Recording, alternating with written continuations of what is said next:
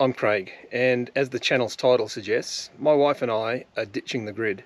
I'm going to tell you a little bit of a story. Last year, 2024, in October, when we're on our way back from Deniliquin, we're coming through New England, and as we're passing through a little town, we saw bush blocks for sale, and we chose this block. Now, I'll put up some graphics so that you can see what it looks like, but this is the front of the block.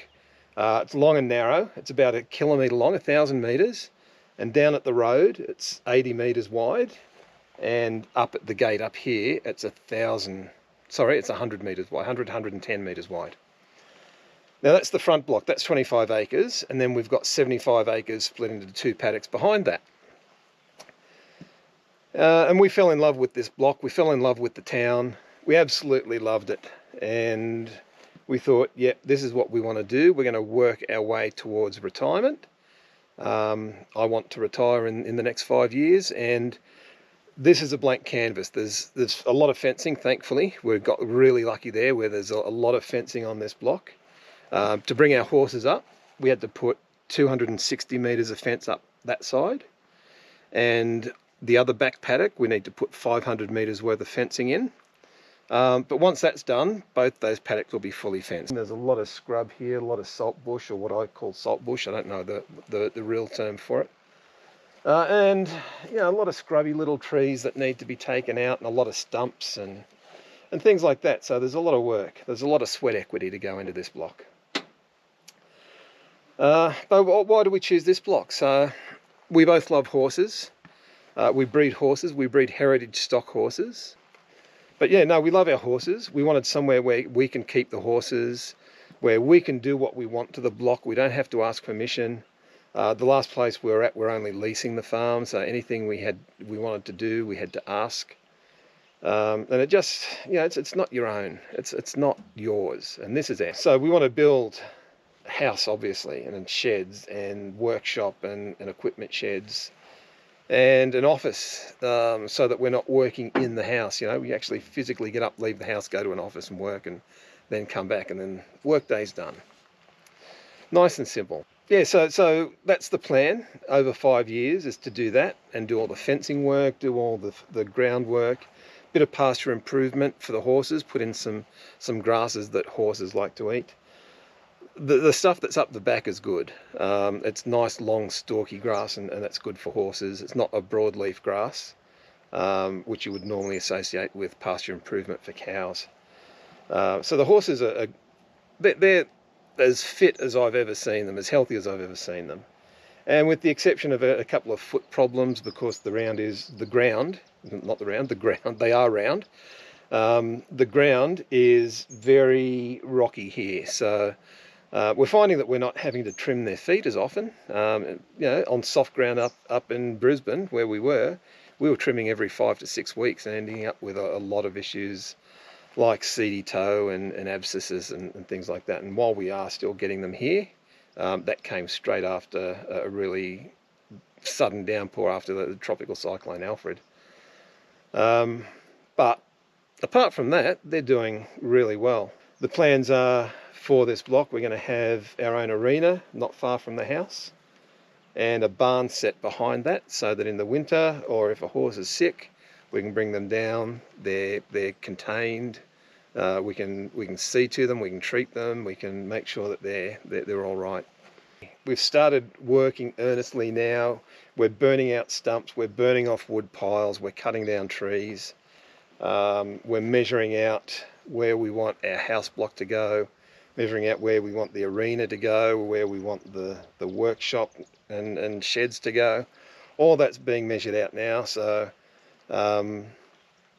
we're planning, and when we first looked at the place on paper, on the map, we thought, oh yeah, we're going to do this and this and this and that, and we got here and thought, oh no, we can't do that because of the lay of the land. So we've adjusted our plans a lot. We've asked locals, our neighbour over the fence here, his opinion on where he thinks it would be good to build the house, and he kind of agreed with where we were thinking. Sort of the water comes down in a certain way, and it goes past that part of the block, so We should be high and dry when we get the winter flooding. Winter is the wet time here, and that's something we had to get used to as well when we came down. We're used to Brisbane summertime being wet time, so from October through to February, you're getting heaps of rain, whereas here we didn't get a lot of rain, and that was a bit of a worry for us until we got that dump a couple of weeks ago, and that filled the dams up and sort of brought a bit of green back to the paddocks, and that was nice. So the property itself, it's in the New England area. It's classified Northern Tablelands. It's not far from the New South Wales-Queensland border. Like I said, we get hot, dry summers and cold, wet winters. The lowest temperature recorded here, depending on who you listen to in town, was either -18 or -19. I'm not going to quibble over 1 degree, that's cold. Especially when you spent the last 20 years in Brisbane and enjoying the moderate Brisbane winters. The acreage itself is largely cleared. There's some really nice big old shade trees like this. On one side of us, we've got another farm over there. He runs goats. And on the other side over here is actually Crown land. There's a strip of Crown land between us and the next neighbour. And that's heavily wooded. It's something we need to see to. We need to talk to, it's managed by the golf club. We need to talk to them to get a burn off done, get a fire hazard reduction burn done this winter to reduce the fuel load and protect all the properties around here. There's 2 large paddocks out the back, a total of 75 acres. It's roughly split in 2. We're going to split it in 2 again so that we've got 4 paddocks up there and we can rotational graze. We'll run the horses. We've got, like I said, we've got 7 at the moment. We might run a few more depending on what we want to do with our breeding program.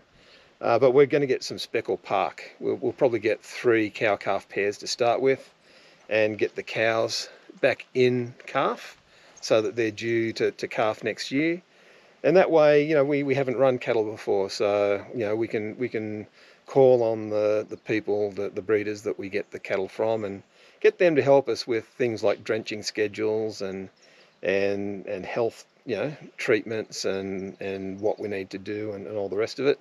And when it comes to calving down, we've then got a couple more calves, and we'll probably keep calves until they're about 2 years old, and we may keep the occasional heifer if they're good enough quality to sort of bolster our breeding stock. But the steers, once they reach 2.5, they'll be off to the abattoir.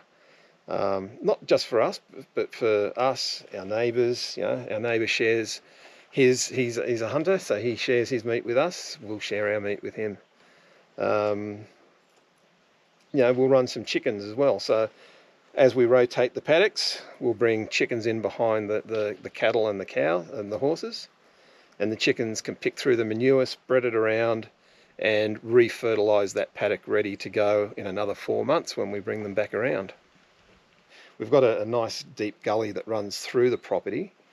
Obviously gets a lot of water through it, and what we're going to do with that one and a gully that runs down the other side of the property is put some leaky weirs in there. So if you're not familiar with leaky weirs, Peter Anderson and his son have pioneered that here in Australia, and it's just a way of slowing water down so that it has a chance to absorb out into the countryside, and to also slow it down so you're stopping the erosion as well, so you're not eroding your banks and you're not eroding your gullies as badly as they have been in the past. It's a fantastic idea, and I don't know why it's not kind of pushed further. There's a lot of water that runs off here in Australia, and it runs into rivers, and you've seen it recently with the Queensland floods. I mean, there's not much you can do with that amount of water, but there's a lot of water that goes to waste here in Australia that could be put to better use by capturing it, sequestering it, and then allowing it to leach back into the soil over time. And that's what we plan to do. We're going to put leaky weirs up in along there and leaky weirs down in the side gully. At the back of the 25 acres on the other side of the gully is about 5 or 6 acres. And eventually it's going to become a cropping area. We're going to try a hand at growing some wheat, some ancient grains, some barley. I like to brew, and I like to brew with all grain.